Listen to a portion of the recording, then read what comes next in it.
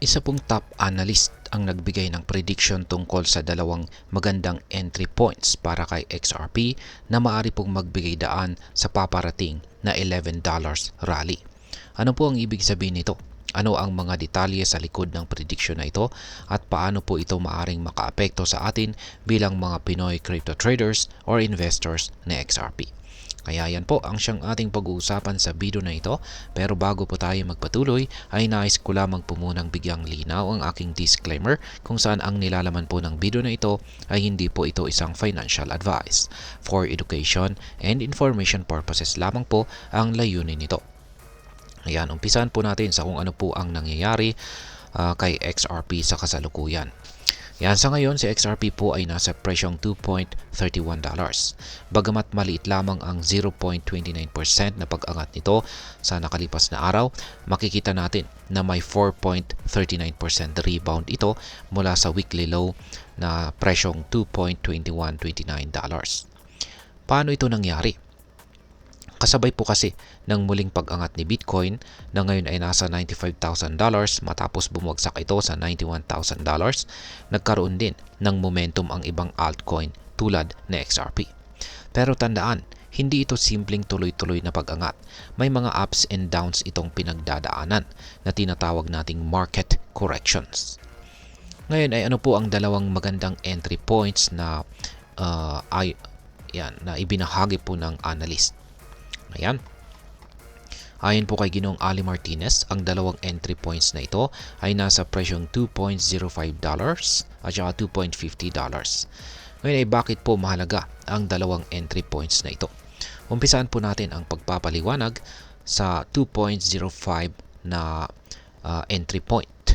Ang $2.05 na presyo ay base po kasi ito sa lower side ng tinatawag na rising trend and pennant formation na makikita po sa 12-hour chart ni XRP.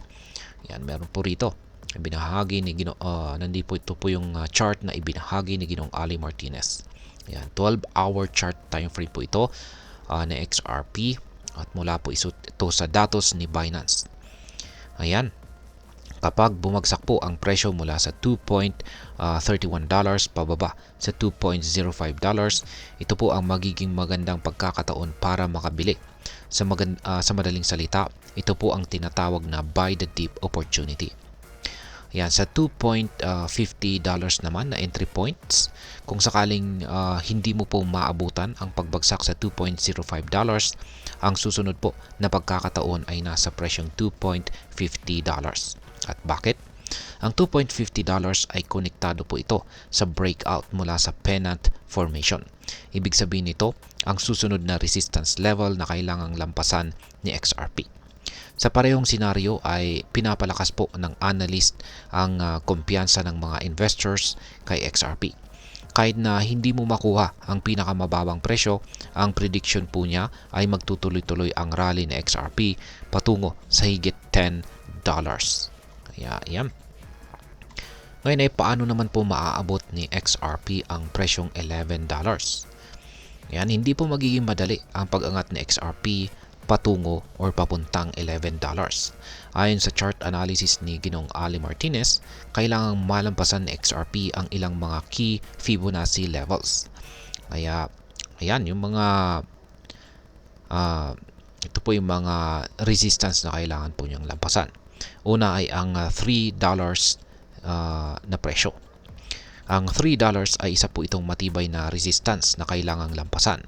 Kung magtatagumpay po si XRP dito, magkakaroon po ito ng malaking momentum na siyang magtutulak sa presyo ni XRP papuntang $4.70 na naaayon po sa 1.272 na Fibonacci level. Yan, retest naman sa $3.70. Matapos umabot po sa $4.70 na presyo itong si XRP, bababa po ulit ang presyo nito sa $3.70 bilang bahagi ng natural na market cycle. Ang recovery po nito mula dito ang siyang susi para maabot ang susunod na target kung saan ay sa $6. Yan, ang sunod ay ang pag-akyat po ni XRP sa presyong $11.80. Sa pattern po ng pag-retest at pag-rebound, posibleng maabot na XRP ang pinakamataas na target na $11.80 kung saan ay tumutugma po ito sa 1.786 na Fibonacci level. Ibig sabihin, sa kabila po ng pagsubok, may mga pagsubok o retest po yan, may malaking tsansa para kay XRP na magtagumpay. Ngayon ay ano naman po ang posibleng downside o risk dito? Bagamat promising po ang upside potential ng XRP, may risk pa rin.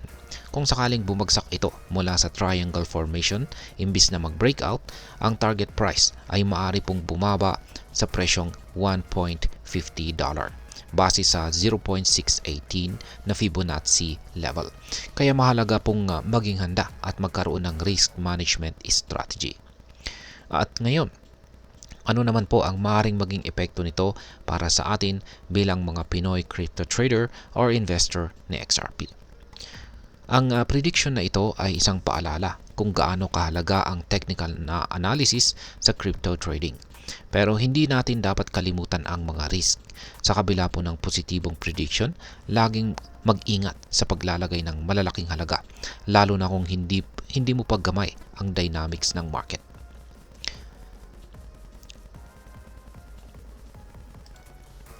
Maliban po dito ay maaaring maging oportunidad po ito para magbawas o magdagdag ng ating holdings depende sa ating target price. Ang pag-unawa po sa mga entry points ay nagbibigay daan upang masulit ang ating puhunan. Ngunit tandaan, ang crypto market po ay napaka-volatile kaya mahalaga pong mag-research at huwag po tayong umasa lamang sa mga prediction. At ayan, hanggang dito na lamang po tayo sa video na ito mga ka-crypto. Sana po ay inyong nagustuhan ang aking paliwanag sa video na ito. Kung inyo po itong nagustuhan, pakiclick lamang po ang like button nito. Marami pong salamat sa panonood. Ingat po tayo lagi at God bless po sa ating lahat.